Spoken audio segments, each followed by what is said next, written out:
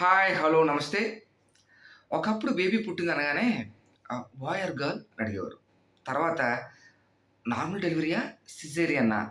అని అడుగుతున్నారు. కానీ ఇప్పుడు టెస్ట్ ట్యూబ్ బేబీయా? లేకపోతే సరోగసీయా? అని అడుగుతున్నారు. మీకు అర్థమై ఉంటది. ఇప్పుడున్న పరిస్థితుల్లో ప్రతి సందుకొక ఫెర్టిలిటీ సెంటర్ ఉంది. దాని అర్థం ఫెసిలిటీస్ చాలా బాగున్నాయి. హుహు. మనమంతా ఆరోగ్యంగా ఉండడం లేదు అని అర్థం. మనమంతా స్ట్రెస్‌లో ఉంటున్నాం. దానివల్లే పిల్లలు పుట్టడం లేదు. సో, దానికి సొల్యూషన్స్ చాలా ఉన్నాయి.